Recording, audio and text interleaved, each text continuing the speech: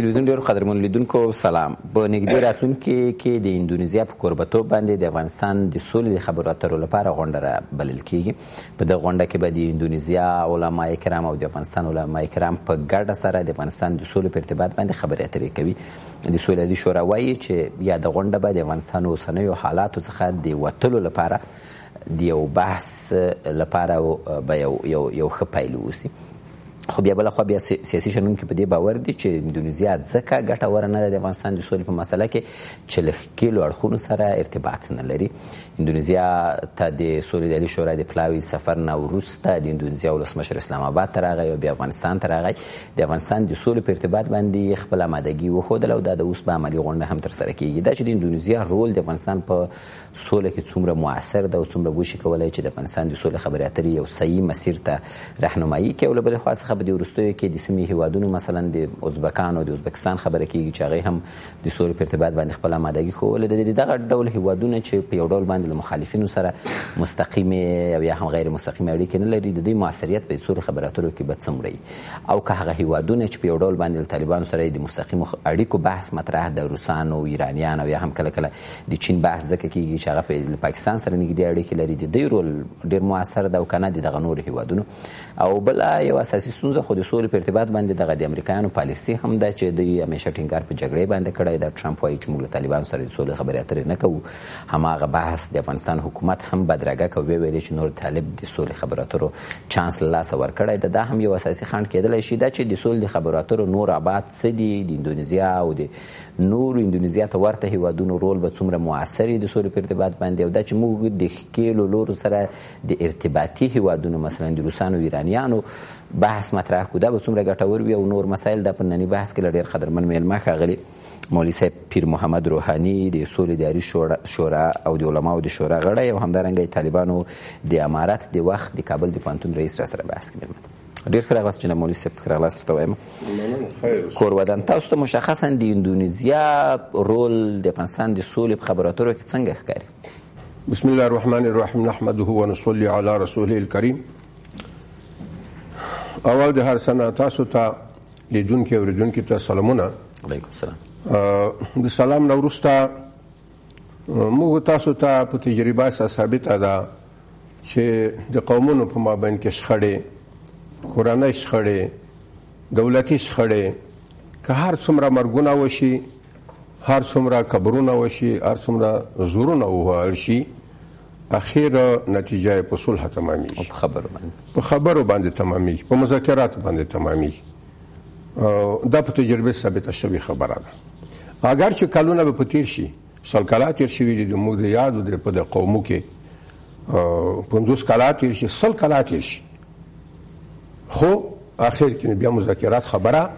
بیا کې یو نتیجه ته رسیږي. راغلم د افغانستان او د مخالفینو په مقابل کې چې تاسو اندونیزیا یاد کړه، زه خپل دې اقدام د اندونیزیا ته ښه خوشبوره یم. دلایل مې دا دي چې اندونیزیا دغه د صلح کارونه بارونه ډېرې په چالاکۍ باندې هم نه کېږي، ډېرې کې په ګنډکاپۍ باندې هم نه کېږي. اخلاص غواړي، صداقت باید پکې موجود، صداقت غواړي. اندونیزیا ته ما خپل سفر کړی دی او په دې سفر کې زه ومه د سولې عالي شورا مشرتابه چې ولاړه، دا اوس لیکل شوی دی چې شپږ کسه اته کسه لړ شوي دي د خپلواک کې په مشرتوب باندې. زه د څوکور د مشکلاتو د وجه نه پاتې شوم، خو د دې غنا مخکې د اساربانی او د کشاف صاحب سره 15 کسه موږ اندونیزیا ته لړ شو. ما د اندونیزیا حالت چې وکتل تنیدنه په خلک کې ډېر لوی اخلاص، ډېر لوی صداقت وو. اگر چې هغه ابتدایي وخت وو، د افغانستان حالات هم ورته معلوم نه وو، خو چې کله د مخ خبرې واورېدې هلته ډېر متاثر، او چې کله په مجالسو کې به کې د موږ بیانونه ډېر متاثر. نو دا اوس حالت ګوره ډېر وخت تیر شو د هغې نه، واته کاله به تېر شوي د استاد د شهید نه وروسته، یې د استاد رباني د شهادت نه وروسته د خلکو پوره مطالعه وکړه. دلته سفارت هم ښه فعالیت کوي، یو طرف بل طرف ولایاتو ته هم معلومات کې حاصلوي. دا د رئیس جمهور د دوی راتګ دا زه خپله بې څه نه بولم. په دې ښه پوهېږي چې د افغانستان د صلح مسله یا د جنګ مسله دا ډېر ابعاد لري. نو د رئیس جمهور په صفت باندې چې دای سفر کوي یا هلته کې د موږ رئیس شورا خلیلي صاحب ورسره یو وفد هم لاړ شوي وو، هغې هم خطرات راوړي وو، ډېرې ښې خبرې ورته کړې وې د افغانستان د صلح په بابو. دا چې دلته راغی تاسو خو میډیا یې کې تعقیبوئ، ډېر ښه نظرونه ورسره وو. داسې ویل کېږي چې اندونیزیا دغه د خپلې کورنۍ شخړې یوه 30 کلنه شخړه وه، د هغې تجربه هم لري، هغه یې په خبرو حل کړې وه. په هغې وخت کې هم د خبره هلته یاد شوه، موږ ته ډېر نوټونه هم راکړل په هغه اول سفر کې چې په موږ باندې دا مشکلات تېر شوي دي او هغه خپلې تجربې هم د موږ سره شریکې کړې. او چې اوسا خلیلي صاحب ورغلی و د موږ رئیس شورای صلح، د هغې سره هم شریکې کړې وې. دا تر اوسه پورې هم دی ښه پوره مطالعه کړې ده د افغانستان د شخړې د حل په باره کې یا د دغه جنګ د حل په باره کې رئیس جمهور به مطالعه نه راغلی. زما په نظر باندې چې هغې ښه پوره جوانب سنجولي دي. دا ښه اوس چې امادګي ښوولې ده نو حتمن یو څه امادګي او بل د صلح چې دا د اخلاص صداقت غواړي. اگر که د موږ نه په مصطفی کې ډېر لرې دی او نه 10 ساعته د تیارې مزال دی، خو په اخلاص کې د موږ سره چې موږ ته معلوم دی ډېر نږدې دی. موږ د اخلاص ته امیدوار یو، موږ اخلاص ته امیدوار یو چې د اندونیزیا اثرات خو په اسلامي هیوادو کې لوی هیواد دی، لوی مسلمانان لري، د جنګ د حال ښه تجربې هم لري. نو د موږ امید ان شاء الله العزیز د اقدام خو دا خو اولی اقدام دی. د دې نه وروسته به ګورو چې د علماء کرام شورا څنګه په کوم کیفیت او په کمیت باندې دیریږي. په دې کې د پاکستان علماء کرام شرکت کوي نه کوي. اول پیشنهاد په پاکستان کې کړای و رئیس جمهور د اندونیزیا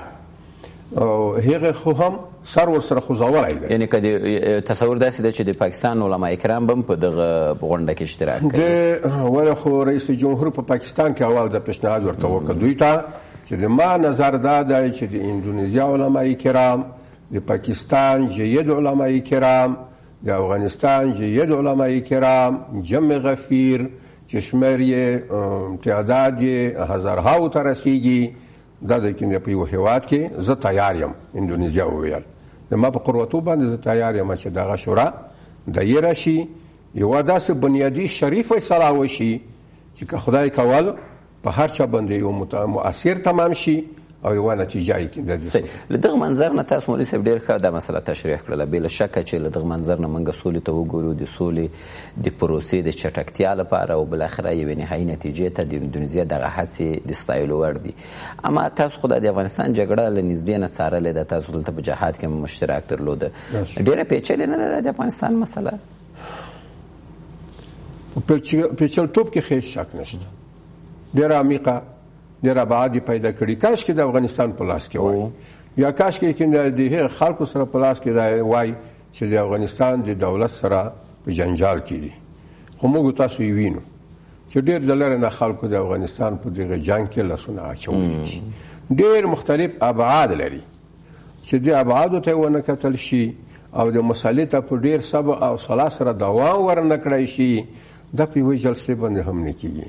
په یوه فیصلې باندې هم نه کېږي. علما کرام به سره کینی، ټول جوانب یې وسنجوو، شرعي جوانب بیا وسنجوو، سیاسي بیا وسنجوو، پیدا بیا وسنجوو چې د دغه جنګ پیدا څه ده، مخالفینو ته پیدا څه ده، دولت ته پیدا څه ده، امریکا ته پیدا څه ده، ګاونډي هیوادونو ته پیدا څه ده. دا په ټول وسنجوي علما کرام. الحمدلله اوس په سیاست کې ګډ شوي دي. که د پاکستان علما کرام دي، اندونیزیا خو بیا ډېره وړاندې ده. موږ چې هلته نهضت اسلامي د دوی وکتو،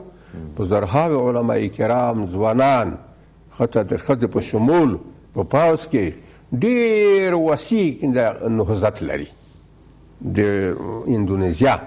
هغه نهضت هم دومره اخلاص کاره کوه په شمول د دولت اندونیزیا چې اندازه یې نه وه. سید تاسو به راشئ دا بحث به مطرح کړئ، دغه جوانب به وسنجوئ که نه. اما دا خو ډېره پیچلې ده. یو نظر دا ده جناب مولوي صاحب چې یو څوک چې په طالبانو هیڅ نفوذ نه لري، د طالبانو سره هیڅ ډول رابطه نه لري، مخالفین حتی له نږدې نه ممکن ونه پیژني اندونیزیا چې طالبانو دا جوړښت څنګه ده، رهبري چیرته ده، څنګه رامنځته شوي دي، د کوم هدف او د اهدافو لپاره رامنځته شوي دي، جګړه ولې کوي. بیا موثریت تاسو څنګه ښکاري؟ مثلا عملي برخه کې کوم بحث که مطرح شي؟ فکر کوم چې ما خو وویل چې د اول سفر موږ کړی دی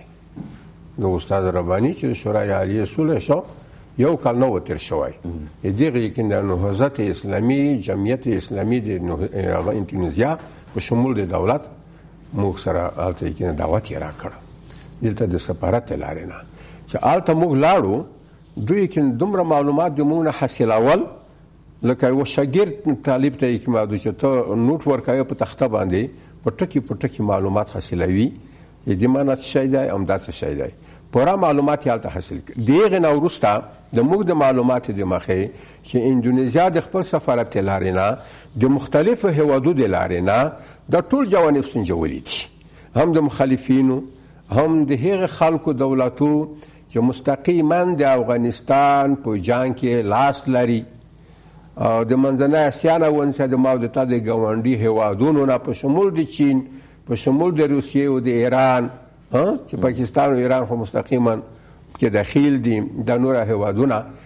زه دا په مبالغه سره نه وایم د معلومات دروي نه وایم او د دوی د الحاح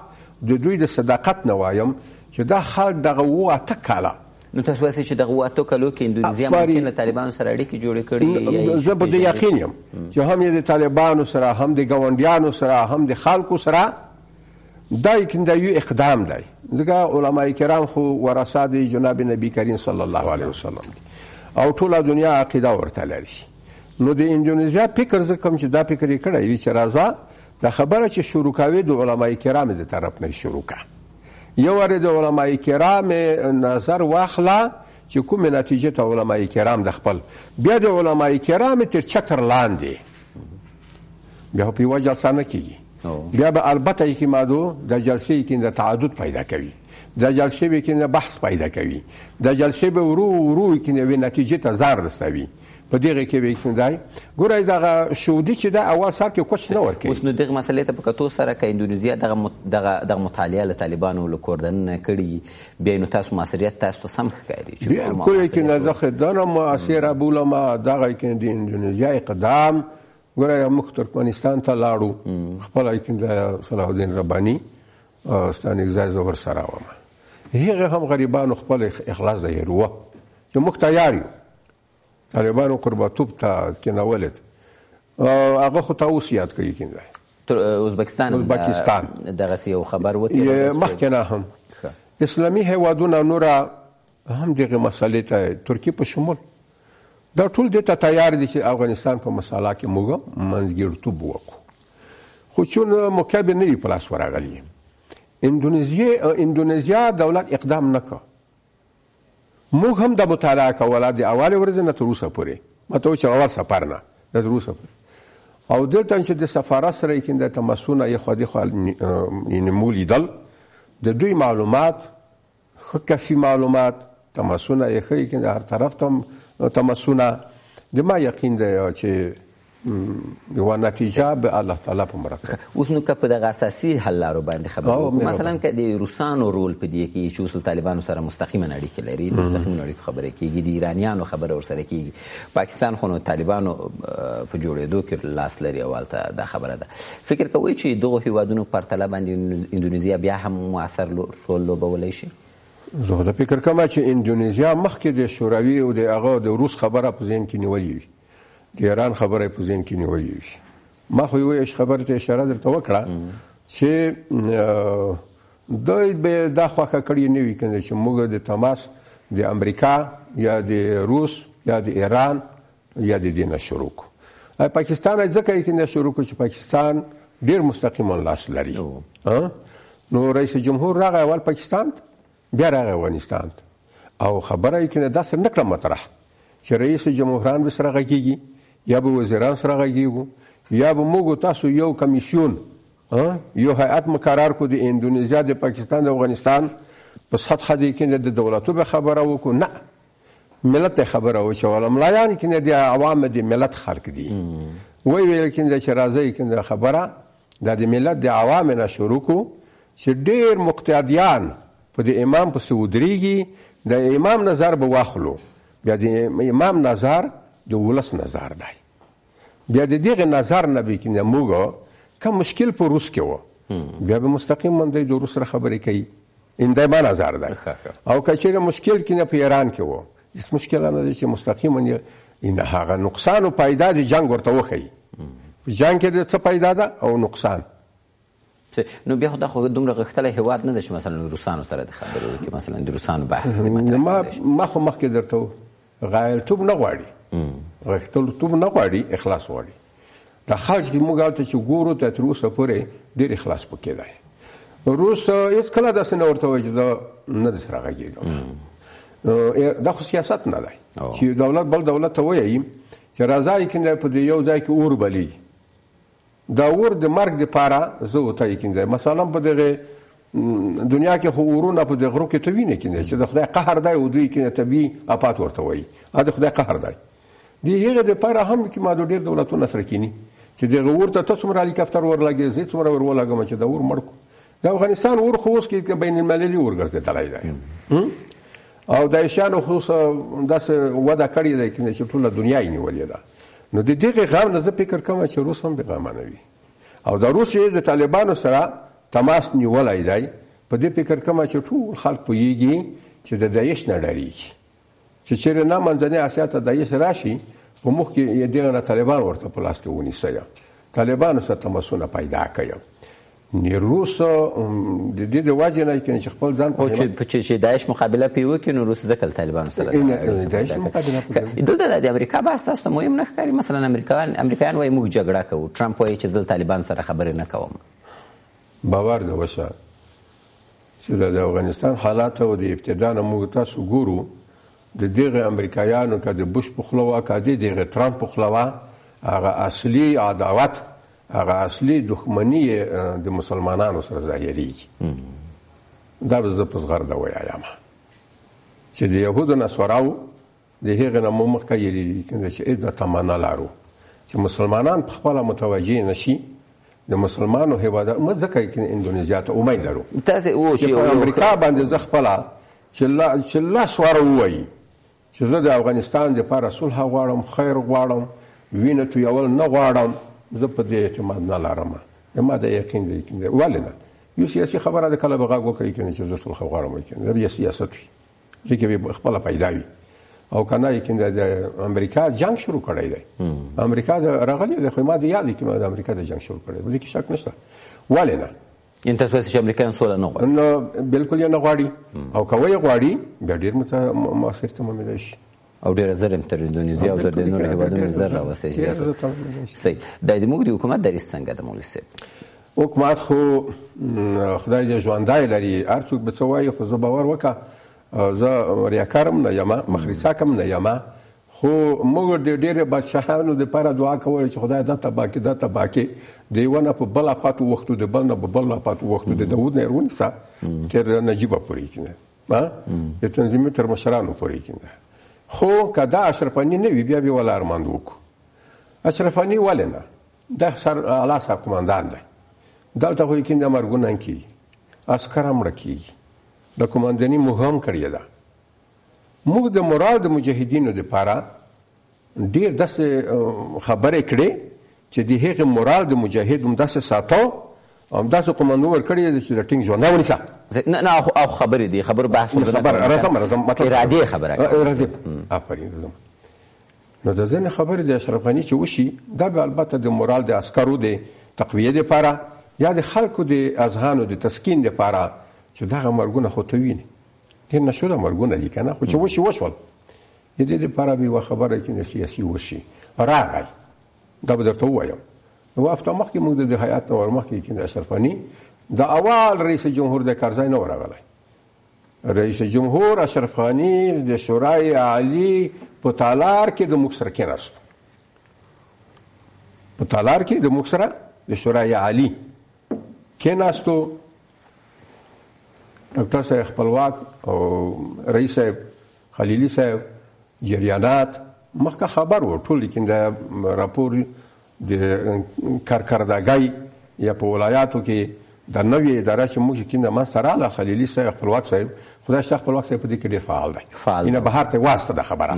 ولایاتو ته ورسته خو مخبله لوړو کې په لوګار کې په خوست کې په ګردیز کې هم ډېره غټه جلسه وکړه د صلح دپاره دا مخکې نه وې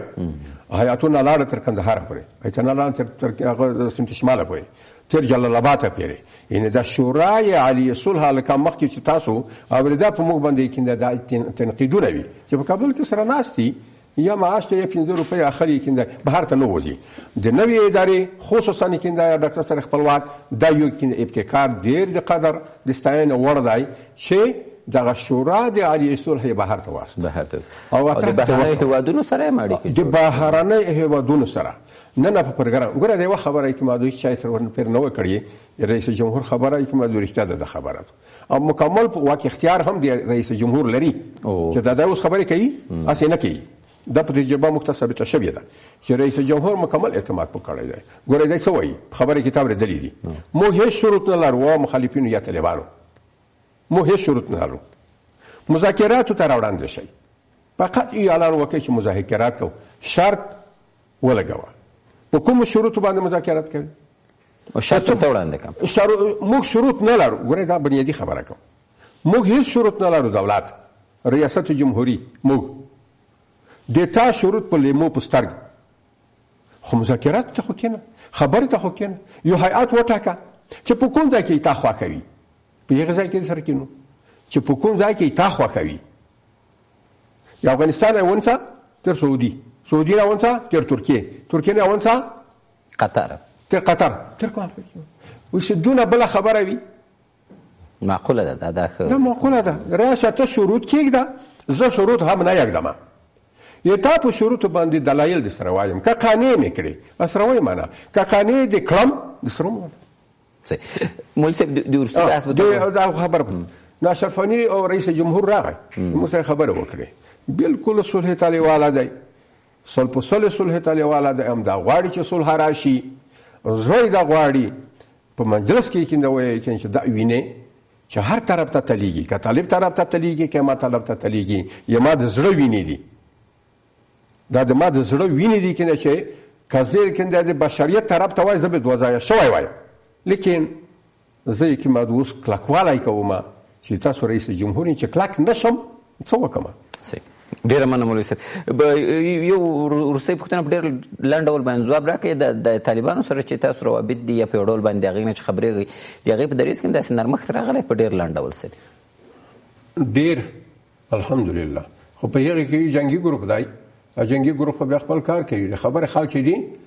خبره خال والا دي ښه دا بالکل والا دي هم کې ګوري صحیح ډیر مننه مولوي صاحب کور